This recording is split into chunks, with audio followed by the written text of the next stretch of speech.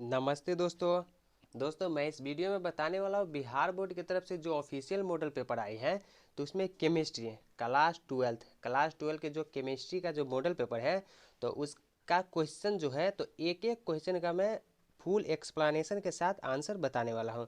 आपको जो केमिस्ट्री का जो पेपर मिलेगा तो उसमें दिया रहेगा 3 घंटा 15 मिनट। 3 घंटा 15 मिनट में आपको सॉल्व करना है। फुल मार्क्स रहेगा 70 मार्क्स का रहेगा, जिसमें से 35 नंबर का ऑब्जेक्टिव रहेगा और 35 नंबर का डिस्क्रिप्टिव रहेगा। लेकिन ऑब्जेक्टिव में भी 70 रहेगा, 70 ऑब्जेक्टिव रहेगा और आपको 50% का ही जवाब देना है। 35 क्वेश्चन का ही जवाब देना है, 70 में से कोई भी 35 क्वेश्चन का आपको जवाब दे देना है। ये इंस्ट्रक्शन जो है कुछ दिया हुआ है, वो आप अपने क्वेश्चन पेपर में देख के पढ़ लीजिएगा। तो चलिए देखते हैं क्वेश्चन की तरफ। हमारा पहला क्वेश्चन क्या कह रहा है। पहला क्वेश्चन जो है, ग्रेफाइट किस प्रकार का क्रिस्टल है। ग्रेफाइट किस प्रकार का क्रिस्टल है, which type of crystal is graphite. तो ग्रेफाइट जो है इसका करेक्ट आंसर हो जाएगा ऑप्शन बी, सहसंयोजक क्रिस्टल है, कोवैलेंट है। ग्रेफाइट जो है कोवैलेंट होता है। जितने भी कोवैलेंट कंपाउंड जो होता है वो सारे के सारे विद्युत रोधी होता है। जितने कोवैलेंट कंपाउंड जो होता है वो विद्युत रोधी कंपाउंड होता है, सिर्फ ग्रेफाइट को छोड़ के। ग्रेफाइट को छोड़ के ग्रेफाइट जो होता है विद्युत का चालक होता है, विद्युत का चालक होता है ग्रेफाइट कोवैलेंट। और इसमें अगर आपको पूछ देगा हीरा, हीरा के बारे में आपको पूछ देगा कि हीरा कैसा कंपाउंड है, तो हीरा भी सहसंयोजक कोवैलेंट ही है। हीरा जो है, हीरा भी कोवैलेंट है, लेकिन हीरा जो है विद्युत का कुचालक होता है। हीरा जो है विद्युत का कुचालक होता है, लेकिन ग्रेफाइट जो है विद्युत का चालक होता है। क्वेश्चन नंबर सेकंड देखते हैं। पिंड केंद्रित घनाकार इकाई सेल में परमाणुओं की संख्या होती है। The number of atoms present in a body centred cubic unit cell. तो body centred cubic unit cell में जो है नंबर ऑफ एटम्स कितना होता है, तो इसका करेक्ट आंसर होगा ऑप्शन ए, 2 होता है। तो कैसे होता है तो देख लेते हैं। घन में जो है, घन में हर एक कॉर्नर पे 1/8 एटम रहता है। और घन में जो कॉर्नर होता है 8 कॉर्नर होता है। और प्लस मतलब एक एटम जो है बॉडी में भी रहता है, एक एटम बॉडी में रहता है। 1/8 एटम जो है कॉर्नर पे रहता है और 8 कॉर्नर होता है। तो इससे इस कट जाएगा तो एक और एक ही है, टोटल हो जाएगा 2। तो चलिए नेक्स्ट क्वेश्चन देख लेते हैं। विलियन के अनुसंख्य गुणधर्म का उदाहरण है। An example of colligative property of a solution is. तो इसका हो जाएगा ऑप्शन सी हो जाएगा करेक्ट आंसर, क्वथनांक उन्नयन हो जाएगा। क्वथनांक उन्नयन हो जाएगा, एलिवेशन ऑफ बॉइलिंग पॉइंट। तो एलिवेशन ऑफ बॉइलिंग पॉइंट जो है तो इसको सिर्फ मतलब है नंबर ऑफ पार्टिकल्स से, नंबर ऑफ पार्टिकल्स से मतलब है, ना कि नंबर ऑफ नेचर से। नंबर ऑफ नेचर से इसको कोई मतलब ही नहीं है, नंबर ऑफ पार्टिकल से मतलब है। तो इसका करेक्ट आंसर हो जाएगा option C, elevation of boiling point. Question number 4, निम्नलिखित में कौन सा पदार्थ सबसे अधिक हिमांक अवनमन उत्पन्न करता है। Which of the following substances produces maximum depression of freezing point. तो जिसका इसमें भी नंबर ऑफ पार्टिकल से मतलब है, नंबर ऑफ पार्टिकल से मतलब जिसका आई का वैल्यू ज़्यादा होगा उसका डिप्रेशन ऑफ फ्रीजिंग पॉइंट भी ज़्यादा होगा। आई का वैल्यू जिसका ज़्यादा होगा उसी का डिप्रेशन ऑफ फ्रीजिंग पॉइंट भी ज़्यादा होगा। तो चलिए देख लेते हैं। K2SO4, ये जो है K2SO4, तो इसका मतलब कि आई का वैल्यू होगा 3, आई का वैल्यू 3 हो जाएगा। और NaCl, तो Na प्लस Cl माइनस में ये टूटेगा तो इसका हो जाएगा 2, NaCl का 2 हो जाएगा। और यूरिया का, तो यूरिया में आई का वैल्यू तो एक ही होता है क्योंकि यूरिया 100% डिजोल्व कर जाता है। और ग्लूकोज का भी एक होता है। तो सबसे ज़्यादा आई का वैल्यू किसका है, तो K2SO4 का 3 है।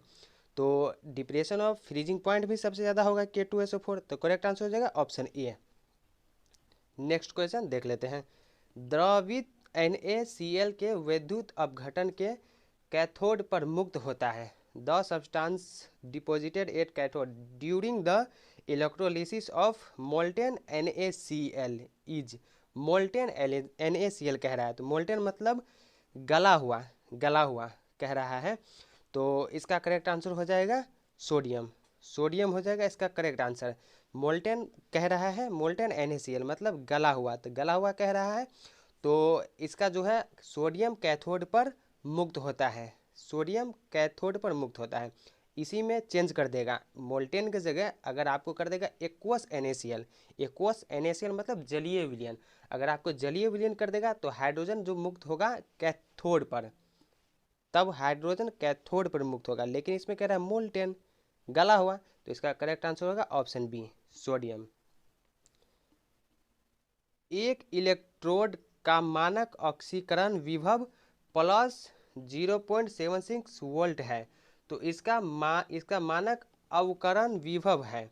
If the standard oxidation potential of an electrode is plus 0.76 volt then it's standard reduction potential is. तो इसमें जो होता है दोनों मान, मतलब कि अवकरण विभव का और ऑक्सीकरण विभव का जो मान होता है, दोनों का मान सेम होता है। किसी भी इलेक्ट्रोड का सेम होता है, अवकरण और ऑक्सीकरण विभव का सेम होता है। सिर्फ चिन्ह जो होता है वो अलग अलग होता है। अगर प्लस है तो नेक्स्ट में माइनस रहेगा। तो यहाँ पे आप अनुमान लगा ही सकते हैं, इसका प्लस 0.76 है, तो दूसरा क्या होगा माइनस 0.76 होगा। करेक्ट आंसर है ऑप्शन सी, सही है। क्वेश्चन नंबर 7 देख लेते हैं। चीनी के प्रतिलोपन को ग्लूकोज एवं फ्रक्टोज बनने की अभिक्रिया को निम्न प्रकार से दर्शाया जाता है। तो इसका करेक्ट आंसर हो जाएगा ऑप्शन, इसका करेक्ट आंसर जो हो जाएगा ऑप्शन सी हो जाएगा, सूडो फर्स्ट ऑर्डर रिएक्शन हो जाएगा, छद्म प्रथम कोटि की। नेक्स्ट क्वेश्चन देख लेते हैं। क्वेश्चन नंबर 8, किसी अभिक्रिया का वेग निम्नांकित प्रकार से व्यक्त होता है। वेग Ka2B इस अभिक्रिया की कोटि होगी। तो इसका थोड़ा देख लेते हैं। ऑर्डर ऑफ रिएक्शन इसका होगा, तो जिसका निकालना रहता है उसका हम x मान लेते हैं। तो इसका ऑर्डर ऑफ रिएक्शन हो जाएगा n बराबर x प्लस वाई। ये जो x प्लस वाई जो है कोएफिशिएंट है, x प्लस वाई जो है कोएफिशिएंट है। तो n बराबर x प्लस वाई, x जो दिया हुआ है 2 है और y 1 है, तो टोटल 3। तो इसका करेक्ट आंसर हो जाएगा ऑप्शन बी, 3 हो जाएगा इसका करेक्ट आंसर। क्वेश्चन नंबर 9, विद्युत क्षेत्र के प्रभाव से कोलाइडी कणों का गमन कहलाता है। The migration of colloidal particles under the influence of electric field is called. तो इसका करेक्ट आंसर हो जाएगा इलेक्ट्रोफोरेसिस, ऑप्शन डी हो जाएगा। इसका करेक्ट आंसर जो हो जाएगा ऑप्शन डी हो जाएगा, वैद्युतकण संचलन हो जाएगा। क्वेश्चन नंबर 10, वह प्राकृतिक पदार्थ जिससे धातु का निष्कर्षण फायदेमंद होता है कहलाता है। तो वह प्राकृतिक पदार्थ जिससे धातु का निष्कर्षण फायदेमंद होता है, तो वह कहलाता है, तो वो जो है अयस्क होगा। इसका करेक्ट आंसर ए हो जाएगा, अयस्क कहलाता है। क्वेश्चन नंबर 11, साइनाइड विधि द्वारा प्राप्त धातु है। The metal obtained by cyanide process is. तो इसका करेक्ट आंसर हो जाएगा सिल्वर।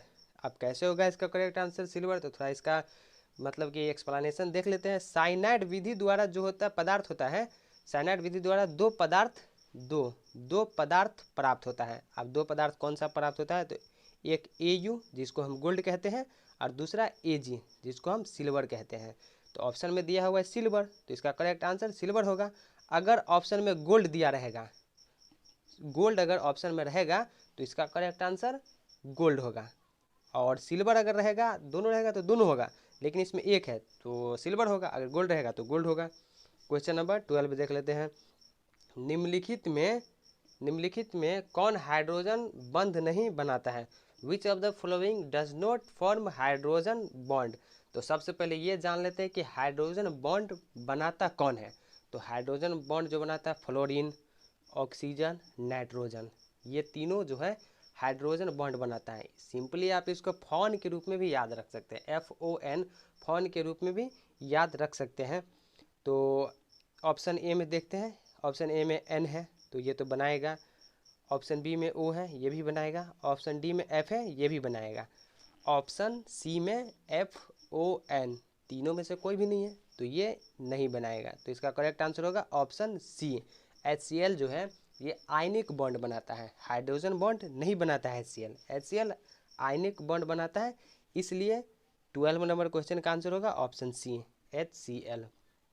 Question number 13। S8 में सल्फर की ऑक्सीकरण संख्या है, तो S8 में सल्फर की ऑक्सीकरण नंबर जो होगा वो 0 होगा, ऑक्सीकरण नंबर 0 होगा S8 में। क्वेश्चन नंबर 14, निम्नलिखित यौगिक में सबसे प्रबल अम्ल है, निम्नलिखित यौगिक में सबसे प्रबल अम्ल है, तो the strongest acid amongst the following is. तो पीरियोडिक टेबल में जो है नीचे आने पर अम्लीयता, नीचे आने पर जो है अम्लीयता मतलब एसिडिटी, एसिडिटी जो है वो बढ़ता है। क्यों बढ़ता है? क्योंकि पीरियोडिक टेबल में नीचे आने पर बॉन्ड लेंथ जो है बढ़ता है। अब बॉन्ड लेंथ जो है डायरेक्टली प्रोपोर्शनल टू होता है एसिडिटी का, तो बॉन्ड लेंथ बढ़ने पर एसिडिटी भी बढ़ता है। तो इसलिए सबसे मतलब कि सबसे प्रबल होगा ये एच आई मतलब डी का होगा, तो इसका करेक्ट आंसर डी हो जाएगा। क्वेश्चन नंबर 15, गोताखोरी में श्वसन हेतु यंत्रों में किन गैसों का मिश्रण प्रयुक्त होता है? The mixture of which of the following gases is used in the instrument used for the respiration of diverse. तो इसका करेक्ट आंसर हो जाएगा ऑप्शन सी। तो इसका थोड़ा मतलब कि डिफिनीशन जान लेते हैं। तो इसमें नाइट्रोजन जो रहता है 78%, सबको पता होगा नाइट्रोजन 78% रहता है, और ऑक्सीजन जो है 21% रहता है, ऑक्सीजन 21% रहता है। अब 1% जो रहता है ट्रांस गैसेज। अब ट्रांस गैसेज क्या होता है? तो ट्रांस गैसेज जो होता है नोवेल गैसेज, नोवेल गैसेज में भी सबसे हल्का गैसेज कौन सा होता है? तो हीलियम, क्योंकि वो जो सिलेंडर जो रहता है तो उसमें हल्का गैस ही यूज करेंगे, तो हल्का गैस हीलियम होता है। तो ऑप्शन में भी मिला लेते हैं हीलियम, हीलियम है, और ऑक्सीजन है, नाइट्रोजन है, तो करेक्ट आंसर हो जाएगा ऑप्शन सी। नेक्स्ट क्वेश्चन देखते हैं, संक्रमण तत्वों का स्थान आवर्त सारणी के अंतर्गत है। The position of transition elements in periodic table is with in. तो संक्रमण तत्वों का जो स्थान है आवर्त सारणी के अंतर्गत, तो उसका डी ब्लॉक होगा, डी ब्लॉक, ऑप्शन सी होगा इसका करेक्ट आंसर। अब डी ब्लॉक जो है पीरियोडिक टेबल में कहाँ से कहाँ तक होता है? तो 3 to 12, 3 से 12 तक का जो है वो डी ब्लॉक होता है, डी ब्लॉक को ही संक्रमण कहते हैं। और एक होता है इनर ट्रांजिशन भी, एक इनर ट्रांजिशन भी होता है जिसको हम एफ ब्लॉक कहते हैं। इनर ट्रांजिशन को एफ ब्लॉक कहते हैं, इनर ट्रांजिशन को। नेक्स्ट क्वेश्चन देख लेते हैं, निम्नलिखित में कौन प्रथम संक्रमण तत्वों के श्रेणी का सदस्य नहीं है? Which of the following is not a member of first transition series. तो इसका मतलब ये जो है सी आर है, FEMN, ये जो है ट्रांजिशन सीरीज में आता है, और आपको मिल जाएगा, ये ट्रांजिशन सीरीज में आपको मिल जाएगा FEMN CR मिल जाएगा। लेकिन MG जो है ये MG S ब्लॉक का एलिमेंट है, S ब्लॉक के सेकेंड आवर्त सारणी में आपको मिल जाएगा, S ब्लॉक के सेकेंड में आपको मिल जाएगा। तो इसका करेक्ट आंसर होगा ऑप्शन सी, MG होगा। क्वेश्चन नंबर 18, लेंथेनाइड संकुचन किस तथ्य के लिए उत्तरदायी है? तो इसका करेक्ट आंसर हो जाएगा ऑप्शन सी, ZR तथा HF की त्रिज्या लगभग समान है। नेक्स्ट क्वेश्चन देखते हैं, निम्नलिखित संक्रमण धातु के आयनों में कौन प्रतिचुंबकीय है? The ion of which of the following transition metals is diamagnetic. तो इसका मतलब कि हो जाएगा ऑप्शन डी आंसर हो जाएगा। अब कैसे होगा तो थोड़ा एक्सप्लेन देख लेते हैं। अनपेयर इलेक्ट्रॉन ही होना चाहिए, डायमैग्नेटिक मतलब प्रतिचुंबकीय में अनपेयर इलेक्ट्रॉन ही होना चाहिए, अनपेयर। तो Zn के बाहरी कक्ष में डी और S ब्लॉक में जो है दो मतलब कि S ब्लॉक में भरा होता है, Zn के बाहरी कक्ष में डी और S ब्लॉक में भरा होता है आयन। तो S में से दो निकाल देंगे जोड़ा, तो सब जोड़ा में बचेगा, तो जोड़ा में बच जाएगा। तो आयन जब अकेला मिले तब अनुचुंबकीय कहते हैं, आयन जब अकेला मिले तब अनुचुंबकीय कहते हैं, और पेयर में रहे तो प्रतिचुंबकीय कहते हैं। तो इसका करेक्ट आंसर होगा ऑप्शन डी। नेक्स्ट क्वेश्चन देखते हैं, जटिल आयन CuNH3 का होल 4 पावर 2+ की संरचना वर्ग तलीय है, तो उस जटिल आयन में Cu2+ का प्रसंस्करण है। तो इसका मतलब कि हो जाएगा करेक्ट आंसर DsP2। तो DsP2 ऑप्शन सी में है, तो इसका ऑप्शन सी करेक्ट आंसर हो जाएगा। क्वेश्चन नंबर 21, PtC2H4 का हॉल C3 में Pt की ऑक्सीकरण संख्या है। तो इसमें Pt की ऑक्सीकरण संख्या क्या होगी, तो हम निकाल लेते हैं। अब जिसका निकालना रहता है, मान लीजिए Pt का निकालना है, तो Pt को हम x मान लेंगे और प्लस 0 0 लेंगे C2H4, क्योंकि C2H4 जो है न्यूट्रल है, न्यूट्रल का 0 ही होता है।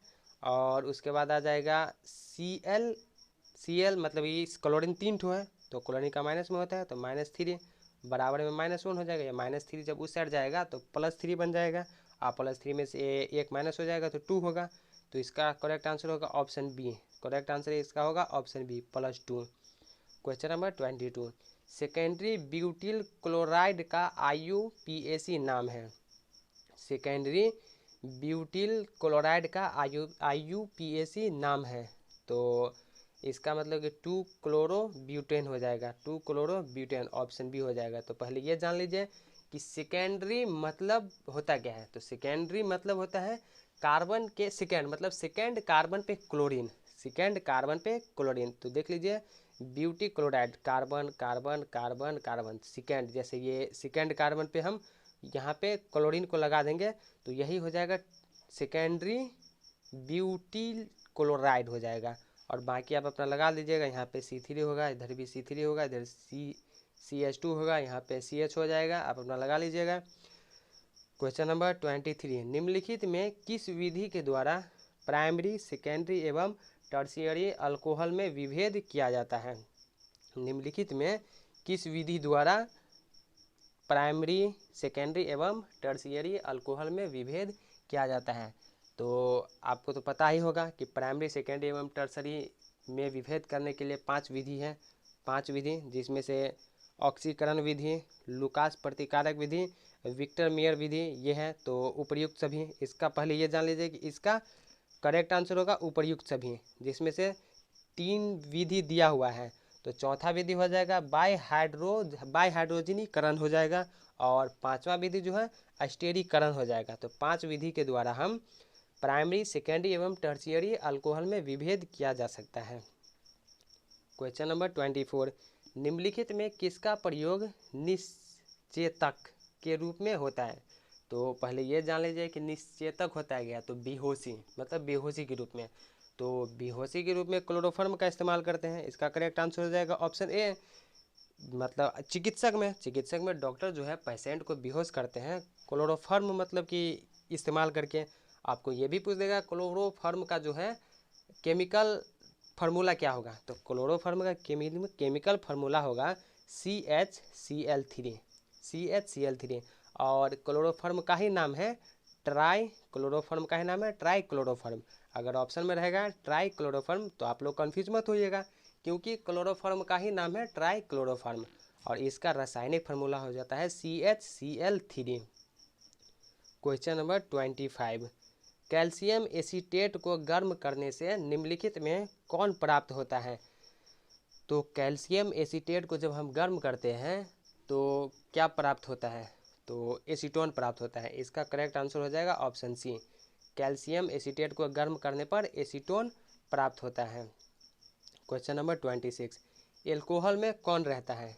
एल्कोहल में कौन रहता है, तो एल्कोहल में OH ग्रुप रहता है। एल्कोहल में OH ग्रुप रहता है, तो इसका करेक्ट आंसर होगा ऑप्शन ए, OH क्रियाशील मूलक एल्कोहल में रहता है। क्वेश्चन नंबर 27, निम्नलिखित में कौन एल्डिहाइड और कीटोन में विभेद कर सकता है। तो निम्नलिखित में कौन एल्डिहाइड और कीटोन में विभेद कर सकता है, तो इसका आंसर होगा फेलिंग विलियन, मतलब फेलिंग सॉल्यूशन। फेलिंग सॉल्यूशन जो है महत्वपूर्ण भूमिका निभाती है, एल्डिहाइड और कीटोन में विभेद करने में महत्वपूर्ण भूमिका निभाती है फेलिंग विलियन। क्वेश्चन नंबर 28, प्राइमरी एमीन का क्रियाशील मूलक निम्नलिखित में कौन है। Which of the following is the functional group of primary amine. तो प्राइमरी अमीन पहले जान लीजिए। तो इस प्राइमरी अमीन इंस्ट्रक्शन होता है RNH2, तो NH2 के रूप में रहता है प्राइमरी अमीन। तो इसका करेक्ट आंसर हो जाएगा ऑप्शन ए NH2। और सेकेंडरी अगर पूछ देगा तो सेकेंडरी रहता है सेकेंडरी रहता है NH, दोनों साइड रहता है इसका, NH दोनों साइड लगा रहेगा CH3 तो ये हो जाएगा सेकेंडरी। और टर्सरी पूछ देगा तो इस साइड भी लगा रहेगा, एक साइड और लगा रहेगा तो टर्सरी हो जाएगा। तो चलिए नेक्स्ट क्वेश्चन की तरफ बढ़ते हैं। तनु एवं अल्प क्षारीय के MnO4 के घोल को कहा जाता है। तनु एवं अल्प क्षारीय के MnO4 के घोल को कहा जाता है। तो कहा जाता है वेयर अभिक्रम, अभिक्रमण कहा जाता है। ये डायरेक्ट मतलब परिभाषा ही है। तनु एवं अम्ल के क्षारीय के MnO4 के घोल को कहा जाता है तो वेयर रिएक्शन कहा जाता है। क्वेश्चन नंबर 30, फिनोल को जस्ता के चूर्ण के साथ उबालने पर निम्नलिखित में क्या बनता है। Which of the following is obtained when phenol is heated with zinc. तो बेंजीन बनेगा। अब कैसे बनेगा तो बताते हैं हम आपको। तो फेनॉल होता है ये, इसको हम कहते हैं फेनॉल, ये फेनॉल कहता है, ये बेंजीन में ऊपर OH ग्रुप लगा रहेगा, इसको हम फेनॉल कहते हैं। अब फेनॉल को जिंक के साथ उबालेंगे, फेनॉल को जिंक के साथ उबालेंगे तो कुछ इस प्रकार का मिलेगा, बेंजीन प्लस ZnO मिलेगा। तो इसका करेक्ट आंसर हो जाएगा बेंजीन, ऑप्शन सी हो जाएगा करेक्ट आंसर इसका। क्वेश्चन नंबर 31,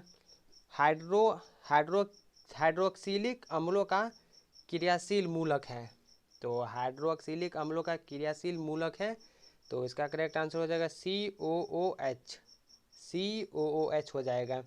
तो ये दूसरे फॉर्म में भी रह सकता है, तो ये इस फॉर्म में भी रह सकता है RCO और OH, इस फॉर्म में भी रह सकता है। R जो यहाँ पे है अल्काइल ग्रुप है तो इस फॉर्म में भी रहेगा। इस फॉर्म में अगर रहेगा तो आप लोग डर मत जाइएगा कि ये क्या है। चलिए नेक्स्ट क्वेश्चन की तरफ बढ़ते हैं। एक कार्बनिक यौगिक की अभिक्रिया NaHCO3 के संतृप्त जलीय विलयन से कराने पर फदफदाहट होती है। निम्न में से वह कौन सा यौगिक है। तो कह रहा है कि एक कार्बनिक यौगिक की अभिक्रिया NaHCO3 के संतृप्त जलीय विलयन से कराने पर फदफदाहट होती है, तो निम्न में से वह कौन सा यौगिक है। तो वो यौगिक जो है एसिटिक अम्ल है, ऑप्शन सी इसका करेक्ट आंसर होगा। अब कैसे होगा करेक्ट आंसर वो जान लेते हैं।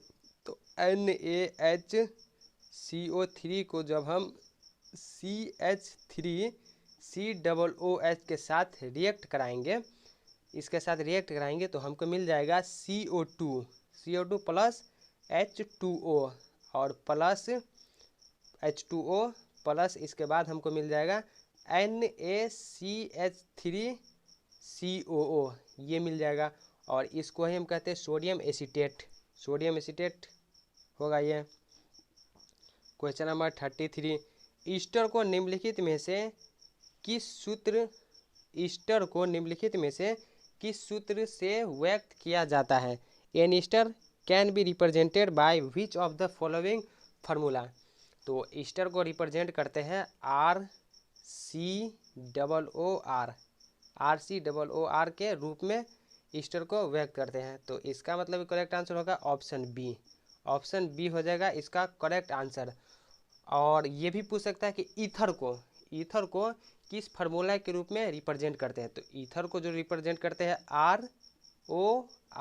ROR के रूप में ईथर को रिप्रेजेंट करते हैं।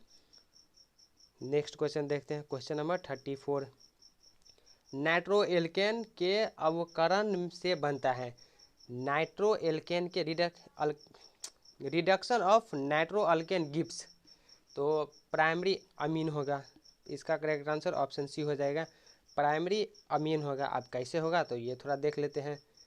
NH2 नाइट्रोएल्केन, ये जो हो जाएगा RNO2 होगा। नाइट्रोएल्केन जो होगा NO2 होगा, तो इसको हम SNHCl के साथ रिएक्ट कराएंगे तो RNH2 प्लस 2H2O देगा। और NH2 जो है इसी को तो कहते हैं प्राइमरी अमीन। तो दे तो दिया प्राइमरी अमीन, तो इसका करेक्ट आंसर हो जाएगा ऑप्शन सी, प्राइमरी अमीन हो जाएगा। Question number 35,